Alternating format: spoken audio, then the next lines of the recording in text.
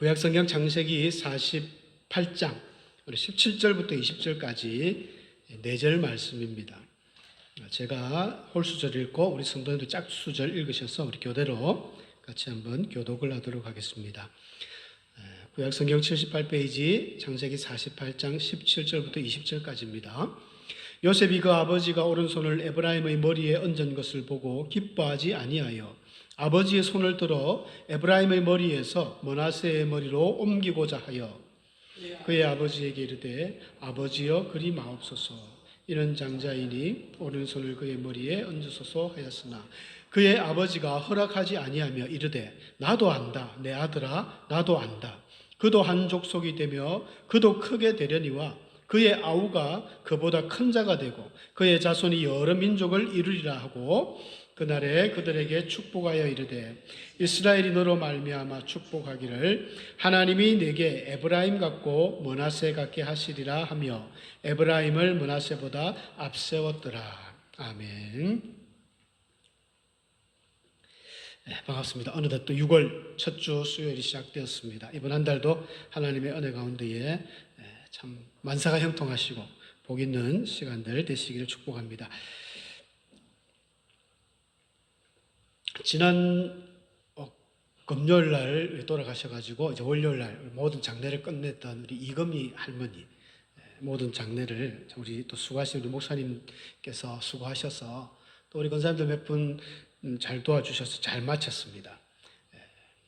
야곱이 지금 애굽으로 떠나는 그 순간이거든요. 근데 애굽으로 떠나는 그 과정을 생각하면서 제가 이제 그 장례식 오고 가며 하면서 들었던 말씀들이 생각나가지고 참 이게 고향을 떠난다는 것이 쉬운 일이 아닙니다.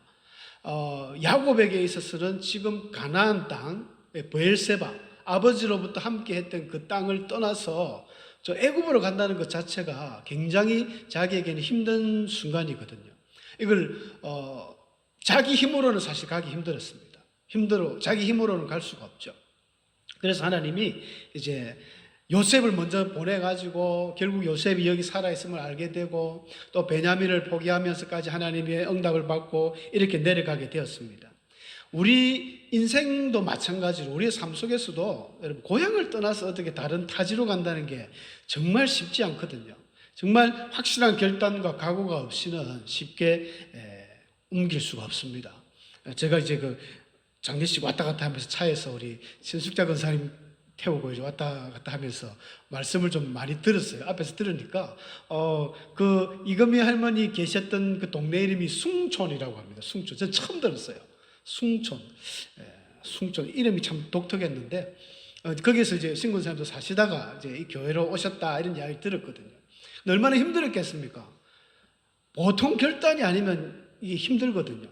근데 같이 계셨던 지금 우리 교회 김앤옥 집사님도 거기 계시다 그리고 우리 손자들이지만 광재 그 아버님 조천수 씨라고 하더라고요. 그분도 그렇고 노오기로 약속을 해놓고는 그게 쉽게 결정이 안 되는 모양입니다. 안 나와지더라는 것이죠.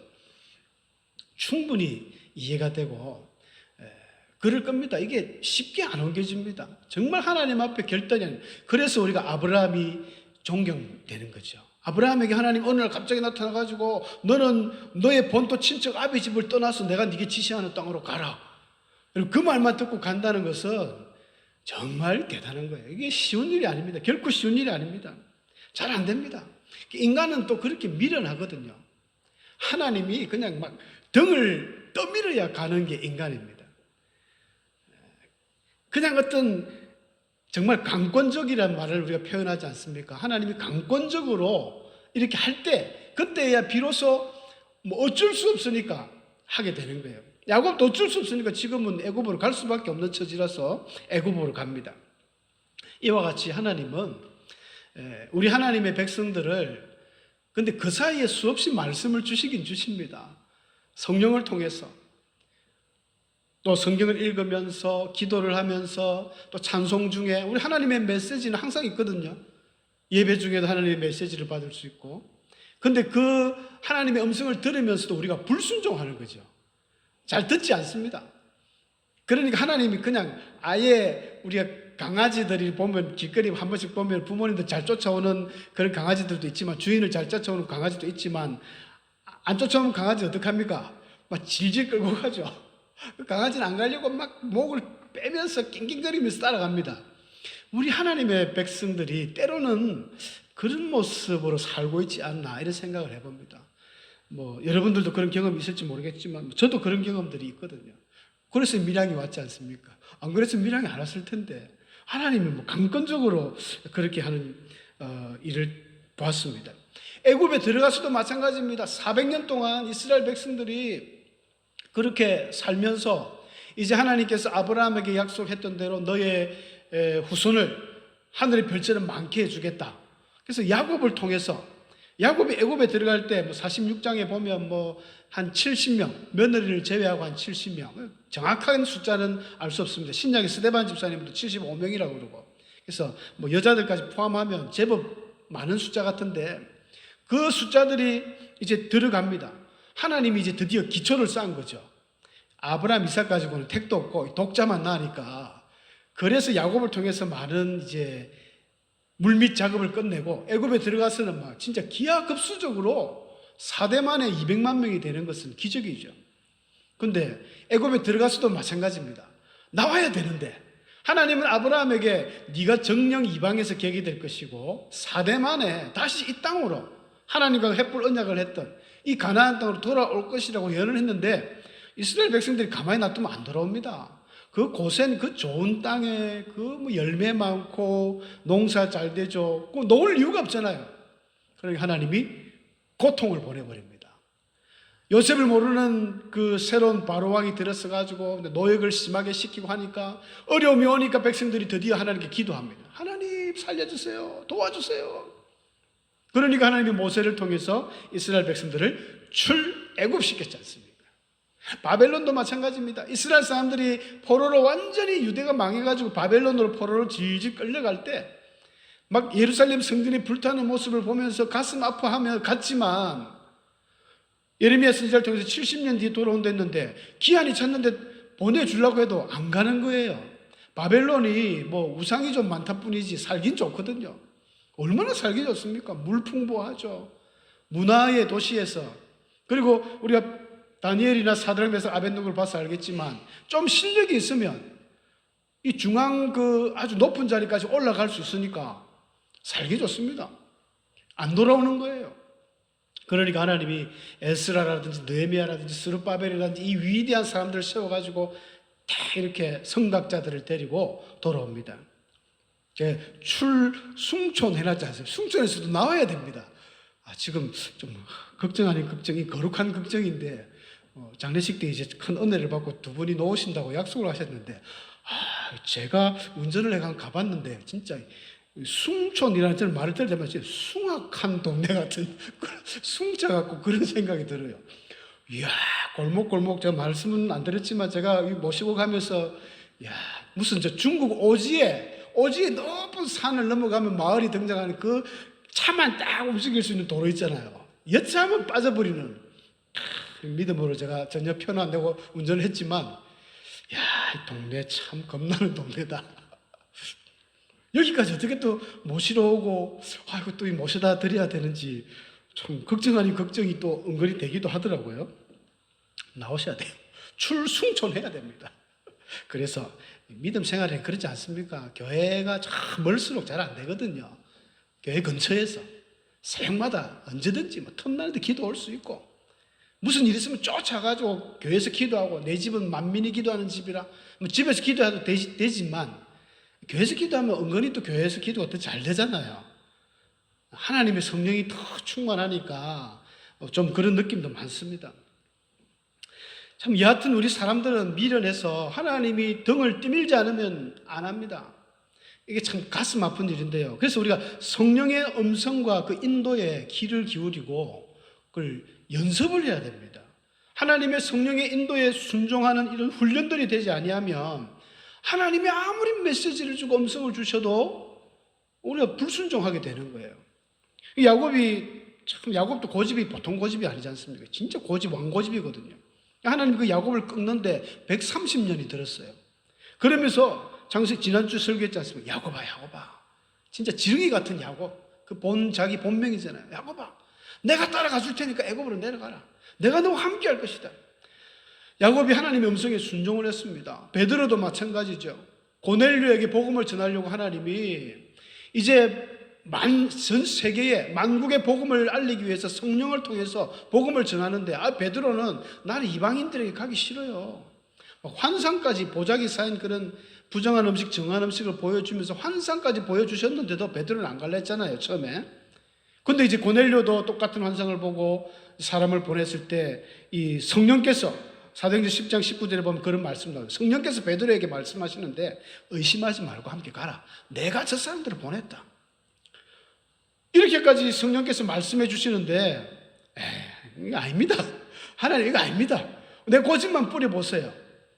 그 완전히 불순종하는, 물론 그렇게 하시진 않겠지만은 다 성령의 이 민감하신 분들이고 하나님과 교제가 있는 분들이기 때문에. 바울도 마찬가지입니다. 고린도에서 그렇게 사역할 때 얼마나 힘들었습니까? 그때 하나님께서 바울에게 두려워하지 마라. 이 성중에는 내 백성이 많다. 잠잠하지 말고 말해라. 그렇게 용기를 주셨을 때 예, 아멘, 하나님 하겠습니다. 이렇게 훈련을 하는 거예요. 예수님께서 요한복음 16장 13절 말씀에 진리의 성령이 오시면 그가 너희를 모든 진리 가운데로 인도하시리니 그가 자의로 말하지 않고 오직 듣는 것을 말하시며 장래일을 너희에게 알리시리라. 사랑하는 성도 여러분, 하나님의 성령께서 지금은 성령 시대지 않습니까? 성령 하나님께서 온 세계 만방에 그를 누구든지 초청하면 내가 그에게로 들어가 그를 도로 먹고 마신다. 예수님의 약속의 말씀처럼 성령님이 다 함께 하십니다. 여러분, 성령님이 계신 게 우리에게는 너무나 큰 복이고 행운이 되는 것은 예수님은 한 분이시잖아요. 예수님은 한 분이세요. 그래서 성령을 갖다가 우리는 이 홀리 스피리트, 원어로는 이 알로스 파라클레토스를 합니다. 알로스라는 것은 다르다는 말이거든요. 다른 보혜사. 근데 이 알로스가 다르다는 것은 헬라에 다르다가 두 개가 있습니다. 알로스가 있고 헤테로스라는 다르다 두 개가 있는데, 헤테로스는 완전 틀린 거예요. 이 책상과 TV가 다른 것처럼 완전 다를 때는 헤테로스인데 똑같은데 다르다 할 때는 알로스를 쓰거든요. 그러니까 예수님도 보혜사고 하나님도 보혜사고 성령님도 보혜사, 다 똑같은 분이에요. 세 분이 하나인데 그러나 다른 보혜사. 예수님은 이제 제2위 보혜사가 되겠고 3위 성령 보혜사가, 또 다른 보혜사가 온다는 거예요. 근데 보혜사가 오면 좋은 게 예수님은 한 분이시기 때문에 한 분을 전 세계 많은 모든 사람이 소유할 수 없지 않습니까? 12제자도 한 분이 소유 못했습니다. 근데 함께 다녔을 뿐이지. 그러나 성령님은 초대교회 때 성령이 임하신 이후로 전 세계 모든 하나님의 백성들에게 누구든지 하나님께 기도하면 성령 하나님이 그 마음속에 내주하시면서, 우리 성령 세례라고 그러죠. 내주하시면서 하나님이 되어주시고 주님이 되어주신 거예요. 우리 성령 하나님 이 시대에 사는 것이 얼마나 복인 줄 모릅니다. 그러니까 하나님께서 우리 안에 있는 성령님의 그 내주하심을 통해서 우리에게 말씀을 주시는 거예요. 깨우침을 주십니다. 장래일을 알려주시고 모든 우리를 진리 가운데 인도해 주십니다. 그런데 그걸 내가 거부하는 거예요. 이거는 하나님 음성이 아닐 거야. 하나님이 그래 또 바보입니까? 한 번만 주고 끝이 아니거든요. 한 번 주고 두 번 주고 세 번 주고 계속 줍니다. 내가 느낄 수 있을 정도까지 하나님의 메시지를 줍니다. 그럼에도 불구하고 끝까지 내가 거부할 때는 이제 돌이 없죠. 이제 혼이 나는 거죠, 하나님 앞에. 이스라엘 백성들처럼, 야곱처럼 실컷 혼나고 등 떠밀려서 가는 겁니다. 그 전에 성령님께 우리가 참 그 음성을, 우리가 야곱처럼 다윗처럼 모세처럼 직접적으로 탁탁 들을 수는 없어요. 듣는 분도 계시겠죠. 근데 그게 오늘날 이 시대는 극히 드문 이유가 죄가 많아서 그렇습니다. 저나 여러분들이나 우리 안에 죄가 너무 많아요. 성령님은 죄 있는데 거하시질 않거든요. 너무 성령님이 힘들어하거든요. 여러분 학교 다닐 때도 보면 우리가 요즘에 등장하는 단어가 왕따라는 단어가 있지 않습니까? 주로 왕따는 누가 당합니까? 착한 아이들이 왕따를 당합니다. 어울리지지가 않는 거예요. 기름과 물이 안 섞이는 것처럼 학교 갔는데 우리 아이는 맨날 어릴 때 교회만 다니고 너무 착하게 살았는데 아이 학교 가보니까 어린 애들이 욕도 잘하고요. 뭐 싸움질도 잘하고 뭐 어디서 배웠겠습니까? 자기 아버지한테 배웠거든요. 자기 아버지한테 배우고 자기 엄마한테 배운 그런 막 쌍욕을 하고, 근데 교회 다니는 자녀들 너무 착해가지고 뭐 딴 세계에 있다 보니까 점점 동화가 안 되니까 홀로 이래 되는 경우가 많습니다. 하나님의 이 성령께서는 죄가 있으면 꼭 그 착한 아이처럼 잠잠하시는 거예요. 그래도 메시지는 줍니다. 그렇게 하지 마라. 사랑하는 아들아, 사랑하는 딸아, 너 왜 자꾸 그러느냐? 돌아오라. 이게 구약 성경의 사실 키포인트 아닙니까? 이스라엘 백성들을 향해서 선지자를 통해서 돌아오라. 이게 한마디로 말하면 돌아오라거든요. 근데 듣지 않았습니다. 돌아오지 않았다는 거예요. 오늘 본문의 야곱이 이 므낫세와 에브라임을 축복하는 내용이 나옵니다. 그 전에 이 48장 처음 시작하는 1절에 보면 야곱이 병이 들었어요. 48장 그 1절에 보면 이런 말이 나옵니다. 이일 후에 어떤 사람이 요셉에게 말하기를 내 아버지가 병들었다. 여러분, 이때 야곱의 나이가 147세입니다. 완전 고령이죠. 나이가 너무 많아서 찾아오는 노환. 어디가 아픈지 모르지만 나이가 들면 몸이 모든 이 오장육부 기능이 약해지지 않습니까? 병이 옵니다. 우리가 참 단순한 진리지만 사람이 몸이 약해서 병이 오는 거지 병 걸려서 약해지는 거 아니거든요. 내가 물론 병이 걸리면 몸이 약해지는 건 맞는데 기본적으로 내가 몸이 약해지니까 세균이 침입하고 병균이 오고 약해지는 거예요. 연세가 들면 어쩔 수 없이 아픈 거는 당연한 겁니다. 그걸 거부할 수는 없습니다. 그런데 젊은이들이 자꾸 아프다. 젊은 사람들이 자꾸 병이 든다. 운동 부족이죠. 자기 몸 관리를 잘못했다든지 좀 그런 이유가 있습니다. 근데 그런 문제 말고 영적인 문제도 있습니다. 우리 잠언 4장 23절 우리 암송 많이 하죠. 모든 지킬 만한 것보다 더욱 네 마음을 지켜라. 생명의 근원이 여기서 난다. 요즘 젊은이들 중에 이 마음이 약한 사람들이 많아요. 이 마음이 왜 약하냐면 죄를 지어서 그렇거든요. 태초에 아담 하와도 죄를 지으니까 어떻게 했습니까? 죄를 지은 첫 번째 나타난 특성이 부끄러워하였다. 숨었다. 하나님이 뭐 찾기 전에 벌써 지가 알아서 숨어버린 거예요. 그것도 부끄러워서. 얼마 전에 최근에 그 살인사건 부산에서 정유정 씨라고 아주 무섭더라고요. 우리 집 옆에도 보면 검정구니까 근처예요. 그 젊은 23살 여학생이죠. 청년인데 시집당한 청년이 자기도 아무 일면식도 없는 20대 여인을 살해했습니다. 살해했을 뿐 아니라 그냥 시신을 막 이렇게 훼손을 시켜가지고 여행용 가방에 넣어가지고 가다가 택시에 싣고 가니까 택시기사가 좀 수상한 거예요. 가방을 좀 들다 주다 보니까 가방에 피도 좀 흐르는 것 같고 묻은 거. 아무래도 이상해서 신고를 해서 잡혔거든요. 처음에는 뭐 다른 사람이 살해했다 거짓말로 하다가 나중에는 자기가 죽였다는 거예요. 그 기자들이 왜 죽였습니까? 물으니까 보셨죠? 그냥 죽이고 싶어서 죽였다는 거예요. 그냥 한번 죽여보고 싶었다. 근데 그 여인이 보니까 18살 때인가 고등학교 졸업하고 혼자 살았어요. 할아버지하고 살았는데 온갖 범죄 스릴러 뭐 이런 공포 만화 영화 이런 것만 주로 봤던 거예요. 할아버지는 맨날 그 대학 그 무슨 입시 시험 치러 가는 그 공부하러 가는 자고 도서관 가길래 그래 생각했는데 그 여학생은 그런 것만 본 거예요. 그러니까 그런 머릿속에 있으니까 자기도 충동적으로 그냥 뭐 죽여보고 싶어서 죽였다는 거예요. 이 정도입니다. 그리고 그런 사건 이후에 서울에 대대적으로 이런 언둔형 외톨이, 일본에서 넘어가지 히키코모리라는 그런 말을 쓰는데 언둔형 이 외톨이들 조사를 해보니까 서울 시내 청년들이 13만 명이 그런 사람이 있다는 거예요. 혼자 아무도 모르게 언둔형으로. 이번에 이 정유정 씨도 동네 사람들이 잘 몰랐대요. 그냥 뭐 할아버지하고 그냥 언제 나갔다가 언제 들어온지도 모르고 그냥 조용히 사는 사람이 이런 무서운 일을 한 거예요. 마음이 병드는 겁니다. 이런 사람들이. 마음에 병이 드는 거예요. 마음에 병이 들고 이게 참 위험한 시대인 것 같아요. 그래서 우리는 마음을 강하게 해야 되는데 이 마음 속에 사도 바울도 고백했지만 오라 나는 공고한 사람이로다. 이 항상 죄는 자기를 사망을 끌고 가고 하나님은 은혜를 끌고 가는데 두 마음이 내 안에서 싸운다는 거예요. 맞습니다. 우리 인간의 몸에는 항상 죄와 이 하나님의 선이 싸우는데 우리는 이제 성령과 악령이 싸우는 거죠. 내 마음에 성령으로 충만한 사람들은 하나님의 음성을 듣습니다. 하나님의 인도함을 받습니다. 근데 내 마음에 자꾸 악령이 강한 사람은 아까 그 여인처럼 말이죠. 그냥 악령이 시키는 대로 옛날에 김호성이라는 이호성입니까? 이호성인 것 같아요. 그 얼마 되지 않은 걔도 저거 엄마 아버지 망치로 죽이고 너 왜 죽였어 하니까는 시키더래요. 자꾸 누군가. 악령에 이끌린 거죠. 악령에. 그래서 우리는 특히 성도들은 하나님의 백성들은 성령 충만을 위해서 반드시 기도하셔야 되고 무시로 하나님 성령께서 내 안에 충만하게 기도해야 됩니다. 야곱이 축복할 때 이렇게 손을 어긋맞아서 기도했습니다. 야곱이 바보가 아닙니다.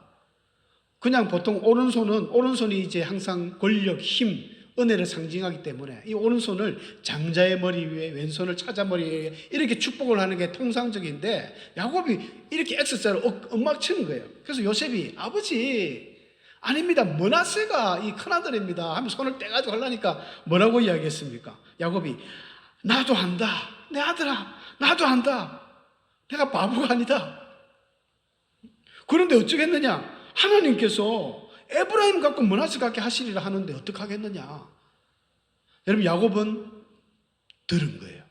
보았습니다. 성령의 음성을 듣고 성령에 보여주시는 그 환상을 본 겁니다. 그래서 그 이후로 49장에 야곱의 아들 전부 축복하는데 이게 야곱 자기 혼자 생각으로 축복한 거 아닙니다. 오늘 이상한 그 예언 사역 하시는 목사님들은요 자기 입에서 나온 대로 이야기합니다. 막 방언을 하면서 그 다음에 막 축복하는데 정말 그냥 형식적인 네가 어딜 따라 네가 어딜 가든지 잘 될 것이며 만사가 형통할 것이며 너를 넘어뜨리는 모든 자들은 문을 칠 것이며 그런 이야기 누가 못해요. 다 하는데 근데 이 야곱의 이 축복은 그야말로 성령이 충만한 상태에서 축복하는 내용들입니다. 야곱이 애굽에 와서 17년 살면서 정말 많이 변화가 일어났습니다. 영적으로 성령과 교제하고 성령과 동행하는 이런 복된 삶을 사니까 어떤 아이가 크게 될지 어떤 아이가 작게 될 것인지 다 아는 거예요. 므낫세가 비록 장자지만 그도 큰 민족이 되겠지만 이 차자 에브라임이 더 크게 될 것이다. 어느 민족에서 메시아가 나오면 어느 민족이 잘 될 것이면 다 아는 거예요. 감정적으로 이성적으로는 아는데 성령께서 분명히 알려주시는 거예요. 우리가 인생을 살다 보면 그렇지 않습니까?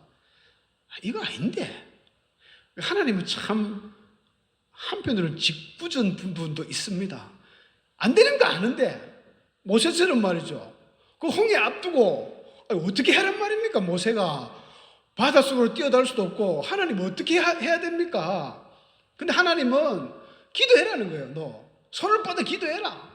그리고 광야에서 그 사막 한가운데에서 고기가 먹고 싶다는데 하나님 이 200만 명이나 되는 사람을 내가 어떻게 먹이겠습니까? 그 하나님이 또 보내주겠다는 거예요. 우리는 생각할 때 분명히 이성적으로 감정적으로 생각할 때 이게 아닌 거예요. 요셉처럼 이게 아니라는 거죠. 야곱도 압니다. 나도 안다. 알긴 아는데 하나님이 시키는데 어떻게 하겠느냐. 쉽게 이야기하면 이런 거죠. 이삭이 그랄 땅에 거할 때 흉년이 왔지 않습니까? 아브라함 때 흉년이 오고 이삭 때 흉년이 또 왔는데 하나님은 이삭에게 애굽으로 가지 마라. 여기 있으라 했어요. 이삭이 또 있었죠. 있으면서 농사를 지었다니까요. 여러분 흉년에 누가 농사를 짓습니까? 빼짝 마른 땅에 농사를 지을 수 없는데 이삭은 지었어요. 아마 하나님이 지으라 했겠죠. 근데 그의 소출의 100배를 얻은 거예요. 100배. 요즘 경기가 안 좋지 않습니까? 요즘 경기가 안 좋아서 쉽게 이야기하면 뭐 치킨집이어서 문을 많이 닫았거든요. 저희 이제 둘째 처형 그 댁이 치킨집을 합니다. 기장에서 동키 치킨을 하는데 아주 맛있어요. 고소해. 우리 세대의 사람들 동키 치킨 잘 아시죠? 닭집을 하다가 이제 우리가 형님도 좀 작은 데로 옮기면서 계속 우리 형님 원래 기술이 좋으니까 직접 다 하시거든요. 만들어서 하고 하는데 다른 집들은요, 프랜차이즈 집들은 이 월세라든지 장사 안 되고 전부 문을 닫는데 어마어마하게 문을 닫았습니다. 배달료도 너무 인상되니까. 그런데 하나님이 야, 너 닭집 내라는 거예요. 닭집 내라. 아니, 하나님 요즘 경기가 안 좋아서 닭집 다 문 닫는데요. 내라는 거예요. 그래도 내라. 밀양 평촌에 내라. 아니, 하나님 평촌에 그 사람 없는데 어떻게 냅니까? 이성적으로는 이해가 안 돼요. 안 되는 거 아는데 하나님은 내라는 거예요. 참 이럴 때 우리가 어떻게 해야 될지 여러분 어떻게 하시겠습니까? 그래도 순종해야죠.